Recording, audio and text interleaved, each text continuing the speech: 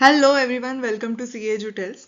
तो आज के वीडियो में हम कवर करेंगे कुछ extra questions related to SA 500 and not just that, as usual हम ये भी देखेंगे आईसीएआई कैसे मार्क्स अलॉट करने वाला है for each question, right. So till now हमने क्या क्या कवर किया था, एसए 500 के कंसेप्ट हमने कवर कर लिए हैं, क्वेश्चंस देखे थे हमने, आरटीपी के पास्ट एग्जाम क्वेश्चंस भी देख लिए थे, right. You can visit the channel, there is a playlist for topic wise questions. तो अब करेंगे extra questions cover. Okay, so let's start. तो हमारा फर्स्ट क्वेश्चन है, विच इज अल्फा लिमिटेड के पास एक लार्ज पार्सल ऑफ लैंड है in a remote area for which there is no active market. अब इसकी फेयर वैल्यू डिटरमाइन करने के लिए उन्होंने एक प्रोफेशनल वैल्यूअर एंगेज किया है कंपनी ने। Okay, now as the auditor of Alpha Limited state the matters which may affect the nature, timing and extent of audit procedures to be adopted by you in this case. ठीक है, ये अपना question है which is for 5 marks. अब हमें पता है कि अगर जैसे कि यहाँ पे उन्होंने प्रोफेशनल वैल्यूअर एंगेज किया है, मतलब कोई एक्सपर्ट एंगेज किया है, राइट, कंपनी ने। क्योंकि कंपनी ने किया है, ये हो गया मैनेजमेंट एक्सपर्ट, है ना। तो मैनेजमेंट एक्सपर्ट का काम अपना देखने से पहले, यूज करने से पहले ऑडिटर ने 4 काम करने हैं। कौन कौन से 4 काम हमने देखे थे कंसेप्ट वीडियो में। Nature, timing and extent of audit procedures, वो चेंज हो जाएगा, तो वो देखना है। फिर कोको इवेल्युएट करना है, वो एक्सपर्ट का है ना, कॉम्पिटेंस, कैपेबिलिटी, ऑब्जेक्टिविटी। फिर उसके काम का अंडरस्टैंडिंग लेना है एंड वो देखना है कि काम अप्रोप्रिएट है क्या अपने काम के लिए, राइट। तो यहाँ पे उन्होंने पूछा है कि कैसे nature, timing and extent of audit procedures affect होगा। तो इसका आंसर क्या है। तो अब ये डायरेक्ट क्वेश्चन है, तो इसलिए ईच पॉइंट के लिए हाफ ऑफ मार्क्स रहेंगे, कुछ 8-10 पॉइंट्स है इसमें।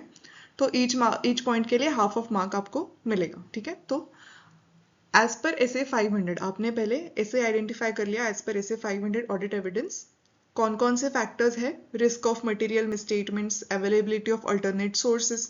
अब इसका भी हमने मेमोरी टेक्निक, मतलब कैसे रिमेंबर करना है, लॉजिक वाइज देखा था कंसेप्ट वाइज वीडियोस में, है ना। पहले तो अपनी रिस्क देखनी है, मटेरियल मिस्टेक, मतलब कोई भी काम अगर हमें यूज करना है तो पहले रिस्क तो हमें ही है, इसलिए हमें पहले रिस्क देखनी है। फिर देखना है कोई अल्टरनेटिव सोर्सेस अवेलेबल है क्या। उसके बाद वो एक्सपर्ट का काम यूज करना ही है हमें, तो उसके फील्ड का हमें नॉलेज, एक्सपीरियंस है क्या, वो हमें देखना है। फिर वो एक्सपर्ट के बारे में हमें क्या एक्सपीरियंस है, प्रीवियस कुछ अगर होगा तो वो हमें देखना है ना। उसके बाद उसके हम performance standards, technical standards, professional उसका क्वालिफिकेशंस एंड ऑल, ये सब चीज़ें इवैल्यूएट करेंगे। उसके बाद हम ये मैटर के पास आएंगे और उस मैटर की नेचर एंड कॉम्प्लेक्सिटी देख लेंगे, राइट। और फिर जो मैनेजमेंट एक्सपर्ट ने काम किया है, जो काम करने वाला है, उसका नेचर, स्कोप एंड ऑब्जेक्टिव्स देखेंगे।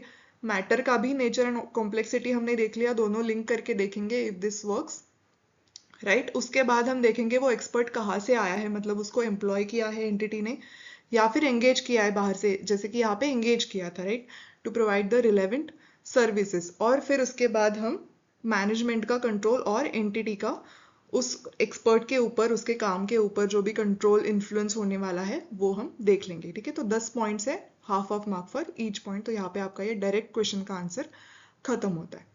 सो let's move to the next question. Next question क्या है, gamma traders limited have a large number of credit customers.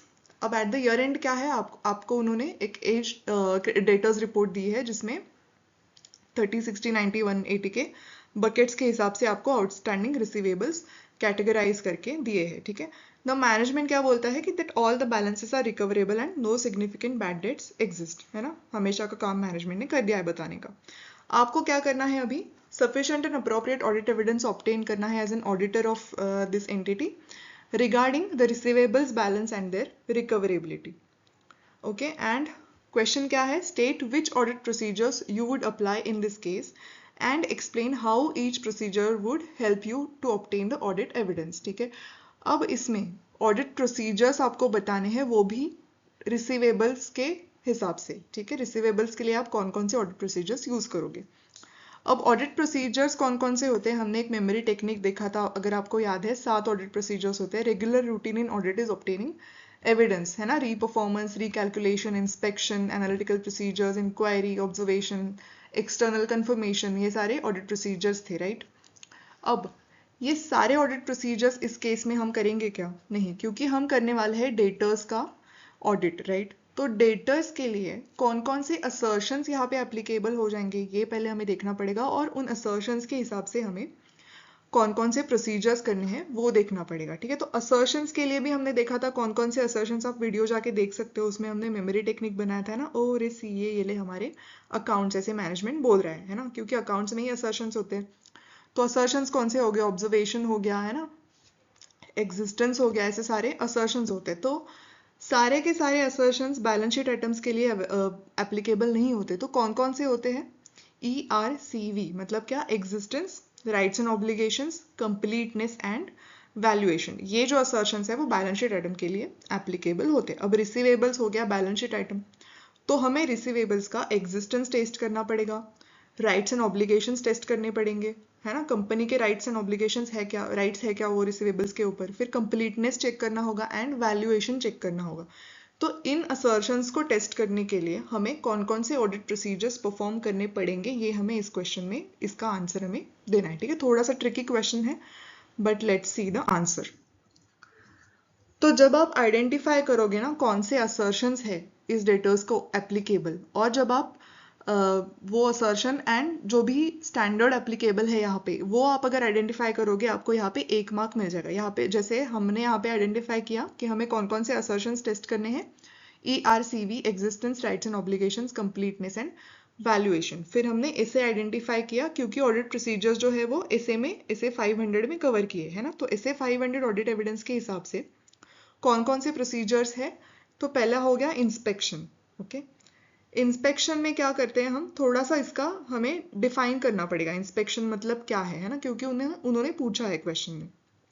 तो जब आप ईच प्रोसीजर बताओगे, उसके बारे में बताओगे और ये कैसे एप्लीकेबल होगा इस केस में, ये जब आप बताओगे आपको 1 मार्क भी यहाँ पे फॉर ईच प्रोसीजर मिल जाएगा, ठीक है। तो इंस्पेक्शन में क्या होता है, एग्जामिनिंग द रिकॉर्ड्स, डॉक्यूमेंट्स, है ना, इंटरनल हो गए, एक्सटर्नल हो गए, पेपर, इलेक्ट्रॉनिक, अदर मीडिया, ये इसमें कवर होता है। तो इन द प्रेजेंट केस क्या है, हमने क्या करना है, इंस्पेक्शन। तो हम सेल्स इनवॉइसेस इंस्पेक्ट करेंगे, है ना, डेटर्स के लिए सेल्स इनवॉइसेस इंस्पेक्ट करेंगे corresponding to the debtors to confirm that the receivables belong to the company. और इससे हम क्या असर्शन आइडेंटिफाई कर रहे हैं, मतलब क्या असर्शन का हम ऑडिट एविडेंस ले रहे हैं, राइट्स एंड ऑब्लिगेशंस का, राइट। क्योंकि सेल्स इनवॉइस के हिसाब से ही हमें पता चलेगा कि ये रिसीवेबल कंपनी का ही है, क्योंकि कंपनी का सेल्स इनवॉइस है, राइट। तो इसलिए ये हमारा राइट्स एंड ऑब्लिगेशन का असर्शन हो गया यहाँ पे आइडेंटिफाई। उसके बाद हम क्या करेंगे, सब्सिक्वेंट रिसीट्स का इंस्पेक्शन करेंगे, राइट। सब्सिक्वेंट रिसीट का इंस्पेक्शन करेंगे तो क्या होगा, to ensure that all receivables have been recorded and no debtor balances are omitted, right, thereby confirming the completeness and valuation assertion. Also by inspecting the subsequent receipt हम ये भी confirm कर रहे हैं कि actual recoverability हो, actual recover हो रहे क्या, है ना, debtors balance। तो ये भी यहाँ पे हमने इंस्पेक्शन कर लिया, ठीक है। एंड थर्ड पॉइंट हम क्या करेंगे, इंस्पेक्ट, जो एजिंग एनालिसिस आपको दिया था मैनेजमेंट ने वो भी हम देखेंगे, to check whether the provision for doubtful debts are adequate, क्योंकि इसका भी डेटर के बैलेंस के ऊपर इम्पैक्ट होता है ना, जितनी प्रोविजंस हम करते, तो वो भी हमें चेक करना पड़ेगा by inspecting the ageing analysis, ठीक है। तो ये हो गई एक प्रोसीजर।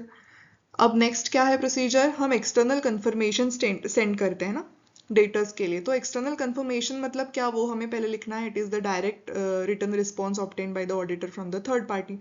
तो इसमें हम क्या करेंगे, प्रेजेंट केस में auditor can send the external confirmations to the debtors to verify that the balances shown actually exist. इससे हम क्या कंफर्म कर रहे हैं, एग्जिस्टेंस का असर्शन हम कंफर्म करें, ठीक है। फिर हम एनालिटिकल प्रोसीजर्स करेंगे, जैसे कि एनालिटिकल प्रोसीजर्स का आप पहले डेफिनेशन दो, it is the study of plausible relationships among both the financial non financial data. इसमें इन्वेस्टिगेशन होता है of the identified fluctuations and relationships that are inconsistent with the other relevant information, right. तो present case में हम क्या करेंगे, analytical procedures perform करेंगे, like debtor turnover ratio, है ना, एजिंग ट्रेंड्स, ये हम देखेंगे to assess the correctness of valuation assertion, ठीक है। तो ये सब चीजें हम देखेंगे। और लास्टली हम करेंगे inquiry with the knowledgeable persons within the entity, है ना, बोथ फाइनेंशियल नॉन फाइनेंशियल होती है इंक्वायरी, तो वो हम इंक्वायरी करेंगे। और इंक्वायरी करके क्या हम करेंगे, auditor can perform the inquiry with the management regarding the doubtful debts and recoverability of major high value receivables, ठीक है। ये सब ऑडिट प्रोसीजर्स हम करेंगे। तो अगर आपको ऐसे कोई भी इस टाइप का क्वेश्चन आता है ना, कि कोई एक बैलेंस को आप वेरीफाई कर लो, है ना, उसके रिगार्डिंग आप ऑडिट एविडेंस ऑब्टेन कर लो, तो फिर आपको क्या देखना है, पहले वो जो भी आपका, मतलब जैसे यहाँ पे रिसीवेबल्स बताए, तो जो भी बताया गया है वो बैलेंस शीट आइटम है या फिर वो P&L आइटम है या फिर प्रेजेंटेशन डिस्क्लोजर में आ रहा है, तो उसको कौन कौन से असर्शंस एप्लीकेबल होंगे ये आपको पहले सोचना है, ठीक है। जब आपको असर्शंस पता चलेंगे तो उसके हिसाब से आप ये जो भी ऑडिट प्रोसीजर्स है 7-8 है ना, 7 प्रोसीजर्स है, तो आप थिंक करो कि हम इंक्वायरी करके हम क्या ऑब्टेन कर सकते हैं फॉर दिस असर्शन, राइट। तो इस तरह से अगर आप सोचोगे you can crack any question like this, okay. So let's move further. Question 3 क्या है? The actuarial valuation of Messrs Zenith Limited's leave encashment liability for the current year shows a substantial variation compared to the figures reported in the previous year. अब as a statutory auditor, what matters would you examine and what audit procedures would you apply in the situation? ठीक है, actuarial valuation किया है, जो current year का किया उसमें बहुत ज़्यादा variation है compared to the last year, तो आपको बताना है कि आप क्या करोगे, है ना। जैसे अभी ये क्योंकि मैंने यहाँ पे ऐसे 500 के इसमें ये क्वेश्चन मैंने कवर कर लिया, इसलिए ये इजी जा रहा है कि ये मैनेजमेंट एक्सपर्ट ही है ना। लेकिन अगर आपको एग्जाम में ये क्वेश्चन डायरेक्टली आता है, राइट, तो थोड़ा सा ट्रिकी हो सकता है, बट आपको ध्यान से क्वेश्चन पढ़ना है। जैसे मैंने यहाँ पे हाईलाइट करके रखा है एक्चुरियल वैल्यूएशन, एक्चुरी मतलब एक्सपर्ट ही है, करेक्ट। अब actuarial valuation of Zenith limited मतलब एक्चुरियल वैल्यूएशन जो है वो ऑडिटर का एक्सपर्ट तो नहीं करेगा, वो तो मैनेजमेंट का एक्सपर्ट ही करेगा, करेक्ट। तो मैनेजमेंट के एक्सपर्ट का जब भी क्वेश्चन आता है आपको वो 4 काम याद आने चाहिए, है ना। 4 काम क्या क्या होते थे, पहले क्वेश्चन में भी हमने देखा था, है ना, nature, timing, extent of audit procedures बदल जाता है, तो वो पॉइंट्स हमने कवर कर लिए। फिर कोको हमें इवैल्यूएट करना पड़ता है एक्सपर्ट का, अंडरस्टैंडिंग ऑफ वर्क लेना पड़ता है, अप्रोप्रिएटनेस ऑफ दैट वर्क, ठीक है। तो यहाँ पे भी जब हम एक्चुरियल वैल्यूएशन का ऑडिट कर रहे हैं तो हम इन अ वे मैनेजमेंट एक्सपर्ट के काम का ही ऑडिट कर रहे हैं, करेक्ट।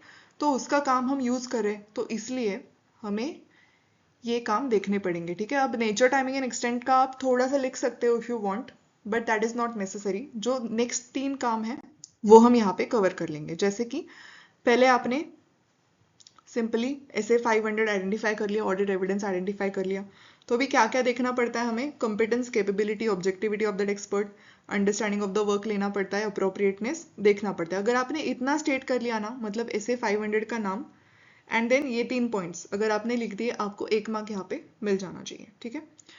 और जो भी आगे के मार्क्स है वो आप जब ये पॉइंट्स एक्सप्लेन करोगे, है ना, जैसे कॉम्पिटेंस, कैपेबिलिटी, ऑब्जेक्टिविटी हम कैसे लाते हैं फ्रॉम द, ये भी आपने अगर कंसेप्ट वाला वीडियो देखा या वहाँ पे मैंने लॉजिक बताया with the help of a doctor's example, तो आप वो भी देख सकते हो कैसे इन पॉइंट्स को याद रखना है ना। डिस्कशंस करते हैं एक्सपर्ट के साथ with others who are familiar with that expert's work, फिर उसके क्वालिफिकेशंस देखते हैं, उसने कोई पेपर्स, बुक्स लिखे हुए हैं वो हम देखते हैं ना। तो एक और पॉइंट है यहाँ पे आई थिंक, तो 6 पॉइंट्स है टोटल, आपने अगर इतने लिख दिए आपको 1 पॉइंट वहाँ पे मिल जाएगा, ठीक है। अंडरस्टैंडिंग कैसे लेते हैं, अंडरस्टैंडिंग के लिए हम क्या करेंगे, जो भी अजम्पशंस, मेथड्स एक्सपर्ट यूज करेगा, उसने यूज किए होंगे, हम देखेंगे कि वो जनरली एक्सेप्टेड है क्या उसके फील्ड में, और उसके फील्ड में है बट वो हमारे फाइनेंशियल रिपोर्टिंग पर्पस के लिए अप्रोप्रिएट है क्या, वो भी हमें देखना पड़ेगा, राइट। तो इतना आपने अंडरस्टैंडिंग का एग्जांपल मतलब अंडरस्टैंडिंग के बारे में लिख दिया, आपको 1 मार्क यहाँ पे मिल गया। अब नेक्स्ट क्या है, अप्रोप्रिएटनेस हमें इवैल्यूएट करना है। अप्रोप्रिएटनेस में क्या करते हैं हम, रीजनेबलनेस एंड रिलेवेंस हम देखते हैं सभी चीज़ों का, जैसे कि फाइंडिंग्स, कंक्लूजन्स जो भी एक्सपर्ट देगा उसका रिलेवेंस एंड रीजनेबलनेस देखेंगे, फिर वो कंसिस्टेंट है क्या with our other audit evidence, and then if it is appropriately reflected in the financial statements.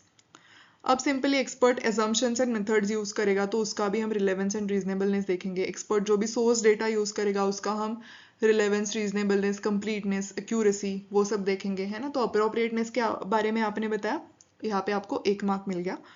और फिर करंट सिचुएशन के लिए हमें कंक्लूजन देना है, जैसे कि कंक्लूजन में हमने लिखा दिस बिकम्स मोर क्रूशियल, जैसे कि ये सारी चीजें इवैल्यूएट करना in case of Zenith Limited, because यहाँ पे एक वाइड वेरिएशन था compare to the previous year figures. There is no doubt that relevance and reasonableness of assumptions and methods used are the responsibility of the expert, but auditor को भी ये determine करना है कि वो अप्रोप्रिएट है क्या based on auditors knowledge of the clients business and results of the audit procedures, ठीक है। तो in the present case auditor ने क्या करना है, उसने अगेन आपको थोड़ा सा यहाँ पे इन ब्रीफ बताना है कि रीजनेबलनेस आप इवैल्यूएट कर लो, assumptions का, सोर्स डेटा का, मेथड्स यूज्ड का, है ना। और क्योंकि यहाँ पे लीव एनकैशमेंट का एग्जांपल आ गया तो विथ रेफरेंस टू फैक्टर्स आप कौन कौन से लिख सकते हो यहाँ पे, लीव एनकैशमेंट है तो मतलब क्या क्या रहेगा वहाँ पे, लीव अक्यूमुलेशन कितना हो गया है ना, कितने लीव अक्यूमुलेट हो गए किसी एम्प्लॉय के, तो वो आप देख सकते हो। फिर expected utilisation versus the encashment है ना, एक्सपेक्टेड कोई तो कुछ तो होगा ना, यूटिलाइज कितने एम्प्लॉयज लीव इनकैशमेंट लेंगे, वो कुछ तो एक्सपेक्टेशंस रहेंगे, और उसके वर्सेस जो भी इनकैशमेंट हुई वो आप देख सकते हो। Retirement age, employee turnover and salary levels है ना, ये सारे अजम्पशंस मेथड्स इनमें ही वो जो भी एक्चुअरी है उसने यूज किए रहेंगे है ना। तो accordingly the auditor has to satisfy himself whether valuation done by the actuary can be adopted, otherwise he may report on his findings for wide variation ना, उसके पास वो तो ऑप्शन है ही कि वो रिपोर्ट कर सकता है। तो आपने ये कंक्लूजन यहाँ पे लिख दिया, आपको 1 मार्क यहाँ पे मिल जाएगा। Okay, so let's move further. Question number 4. It's very simple and direct question. Obtaining audit evidence in performing compliance and substantive procedures. Comment. अब यहाँ पे क्योंकि मैंने सिमिलरली 500 में कवर कर लिया इसलिए आपको पता है प्रोसीजर्स क्या है, बट जब ऐसे आता है कि obtaining audit evidence in performing compliance and substantive procedures है ना, सिंपली ऑब्टेनिंग ऑडिट एविडेंस और प्रोसीजर्स भी आ रहे हैं इसमें है ना, हमने वो भी चार्ट देख लिया था सारा कंप्लायंस सब्सटैंटिव प्रोसीजर्स का, उसका भी एक सेपरेट वीडियो आप देख सकते हो वहाँ पे जाके। तो उसमें हमें कमेंट करनी है, मतलब क्या हमें प्रोसीजर्स बतानी है। तो हमारा 7 प्रोसीजर्स का जो भी मेमोरी टेक्निक था, regular routine in audit is obtaining audit evidence. तो आप जब ये 7 प्रोसीजर्स यहाँ पे सिर्फ बताओगे, आप अगर ऐसे यहाँ पे स्टेट करोगे, आपको 1 मार्क यहाँ पे मिल जाएगा, राइट, इस चीज़ के लिए। फिर जब आपको जो भी 7 प्रोसीजर्स है अपने, जब आप वो एक्सप्लेन करोगे, उसका मतलब उसमें क्या करते हैं वो आप अगर एक्सप्लेन करोगे, आपको वहाँ पे हाफ ऑफ मार्क तो मिल जाएगा, कंसिडरिंग ये क्वेश्चन जो है 5 मार्क का है, ठीक है। तो 7 प्रोसीजर्स है इसलिए आपके 3.5 मार्क्स यहाँ पे कवर हो गए। तो 3.5 + 1 4.5 हो गए। और फिर यहाँ पे कोई कोई एडिशनल रिलेवेंट डिटेल्स भी है अगर आप देखोगे प्रोसीजर्स में, ठीक है, और एडिशनल इन्फॉर्मेशन है which is relevant to that particular procedure. तो वो आप अगर बताओगे, उसमें एग्जाम्पल्स बताओगे, मतलब सपोज इंस्पेक्शन है तो इंस्पेक्शन मतलब फॉर एग्जाम्पल ऑडिटर क्या करता है, अगर एग्जाम्पल्स दोगे तो आपको एडिशनल हाफ मार्क वहाँ पे भी रहेगा, ठीक है। तो लेट्स सी आंसर कैसे लिखना है हमें। तो फर्स्ट आपने आइडेंटिफाई कर लिया ऐसे 500। फिर इंस्पेक्शन, इंस्पेक्शन मतलब क्या है, examining records and documents, internal external paper, electronic other media, physical examination भी उसमें कवर होती है। अब इंस्पेक्शन से अब ये बोल रही थी मैं कि एडिशनल, अब इस इतना अपने फर्स्ट पैरा लिख दिया, आपको हाफ मार्क तो वहाँ पे मिल जाना चाहिए प्रोसीजर का, है ना। लेकिन अगर आपने ये एडिशनल थोड़ी थोड़ी चीज़ें लिख दी, आपको वो जो एडिशनल हाफ मार्क है वो भी मिल जाएगा, पूरे के पूरे 5 मार्क्स यहाँ पे कवर हो जाएंगे आपके। तो वेरिंग डिग्री ऑफ रिलायबिलिटी रहता है due to nature, source and effectiveness of the controls over the production of the records, ठीक है। तो इंस्पेक्शन हो गया यहाँ पे। अब इंस्पेक्शन से हो सकता है आपको ऑडिट एविडेंस मिले for one assertion but not necessarily for others, जैसे कि टेंजिबल एसेट्स का हम जब इंस्पेक्शन करते हैं तब हमें ऑडिट एविडेंस मिलता है regarding the existence but not about the rights and obligations और वैल्यूएशन ऑफ द एसेट्स, ठीक है। तो ऑब्जर्वेशन अपना आ गया नेक्स्ट प्रोसीजर। ऑब्जर्वेशंस मतलब क्या, लुकिंग एट द प्रोसेस और procedure being perform by the others, है ना। जैसे कि ऑडिटर, एग्जाम्पल हो गया ऑडिटर इन्वेंट्री काउंटिंग ऑब्जर्व करता है। अब ऑब्जर्वेशन का लिमिटेशन क्या है, it is limited to the point in time at which the observation takes place and by the fact that the act of being observed may affect how the process और procedure is perform, ठीक है, ये इसका एक limitation हो गया। उसके बाद रिकैलकुलेशन में क्या करते हैं हम, अरिथमेटिकल एक्यूरेसी चेक करते हैं, तो वो मैन्युअली भी कर सकते हैं, इलेक्ट्रॉनिकली भी कर सकते हैं। फिर री-परफॉर्मेंस में क्या करते हैं हम, इंडिपेंडेंट ऑडिटर इंडिपेंडेंट एग्जीक्यूशन करता है ऑफ द प्रोसीजर्स और controls that were originally perform by others, है ना, as a part of entity's internal control. Next होता है एनालिटिकल प्रोसीजर्स, इसमें हम क्या क्या करते हैं, हम इवैल्यूएट करते हैं relationships among both financial non financial data, और फिर उसमें जो भी हमें फ्लक्चुएशंस आइडेंटिफाई होते हैं जो इनकंसिस्टेंट है विद अदर रिलेवेंट इंफॉर्मेशन, या तो फिर वो जो डेविएट होते हैं significantly from the predicted amounts, तो हम उसका इन्वेस्टिगेशन करते हैं एनालिटिकल प्रोसीजर्स में। और फिर इंक्वायरी में हम क्या करते हैं, हम इंफॉर्मेशन पूछते हैं from the knowledgeable persons, both वो फाइनेंशियल भी हो सकती है, नॉन फाइनेंशियल भी हो सकती है, विद इन द एंटिटी भी हो सकती है, आउटसाइड द एंटिटी भी हो सकती है, तो वो थ्रू आउट द ऑडिट हमें करनी पड़ती है inquiry, right, in addition to other procedures. And inquiries may range from formal written to informal oral. जो इंक्वायरीज पे हमें जो रिस्पॉन्सेस मिलते हैं उसको हमें इवेल्युएट करना है, which is the integral part of the inquiry process. And then last अपनी जो भी प्रोसीजर है वो है external confirmation, which is the direct written response obtained by the auditor from the third party, which is the confirming party. अब वो paper form में होता है, इलेक्ट्रॉनिक फॉर्म में होता है, या फिर अदर मीडियम. ठीक है, तो एक्सटर्नल कंफर्मेशंस कहाँ पे यूज होते हैं? For addressing the assertions associated with certain account balances. लेकिन ये अकाउंट बैलेंसेस तक ही लिमिटेड नहीं है, रिस्ट्रिक्टेड नहीं है, क्योंकि because for example auditor may request the confirmation of the terms of agreement और transactions an entity has with the third parties. Yes, so here we cover few extra questions relevant to SA 500. In the next videos, we will also cover few more extra questions relevant to SA 500, detailed revision and last day revision as well of SA 500. So thank you so much for staying with me till the end. Also do subscribe to CA Edu-Tels for concept wise videos, detailed revision and last day revision videos for your quick revisions before exam, and also for questions covered from MTP, RTP, past exam papers and extra questions as well like this. So stay tuned and see you in the next video. Till then, bye bye.